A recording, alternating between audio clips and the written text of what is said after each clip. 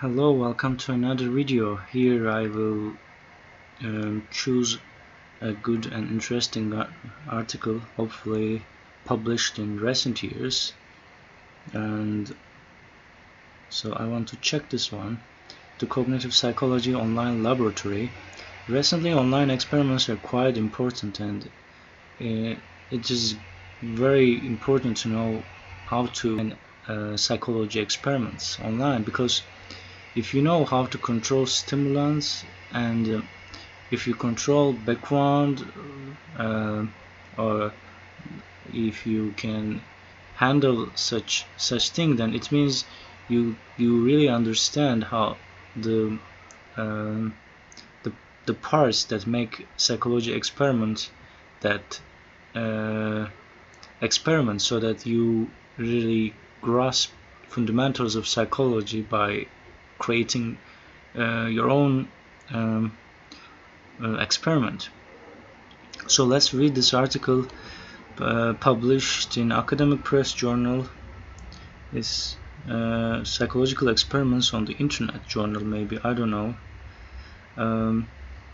It's quite interesting name, and published in 2000. And let's read the chapter.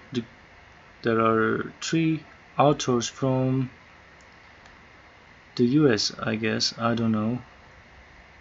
This chapter discusses the development of an online laboratory for use with cognitive psychology courses. Cognitive psychology is the scientific study of mental processes such as decision-making, language, memory, perception, and problem-solving, and as a field it has gathered a number of key studies that demonstrate important aspects of cognition in a laboratory setting, so that accompanying laboratory experience allows students to better appreciate the relationship between and need for careful control of experimental variables. So it's important to aware that part of experiment, aspects of experiment. And furthermore, given that the majority of experiments in the field are now carried out on computers, a computer-based laboratory allows not only an efficient method of presenting laboratory exercises, but also experience interacting with the environment and equipment used in psychological research. So it is a website that allows users to participate in classical experiments and informative demonstrations of major issues in cognitive psychology. So it's a program, quite popular program, but so I think this is necessary to know how to use Java, because they are emphasizing it. With the Java programming language, laboratory demonstrations can be run on almost any computer, because the laboratory is available on the World Wide Web and it is easily incorporated into psychological classes. Also, placing the laboratory assignments on the web avoids scheduling and equipment problems faced by traditional laboratories. The chapter provides guidelines for choosing topics to be presented in this format and illustrates the design of 2 types of demonstrations. It also highlights the limitations of this approach. So nowadays there are other programs that allows you to create cognitive psychology experiments like PsychoPy or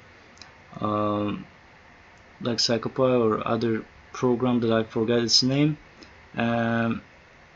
So that offline programs can also help you to create experiment, and you can use Python while creating the experiment. And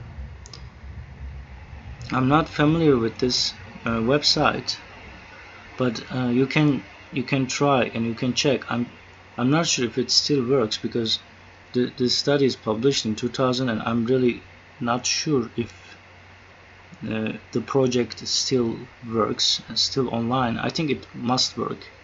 And thanks for watching this video. I wish you can design your own experiments and contribute psychology by increasing our knowledge. And have a beautiful day. Bye bye.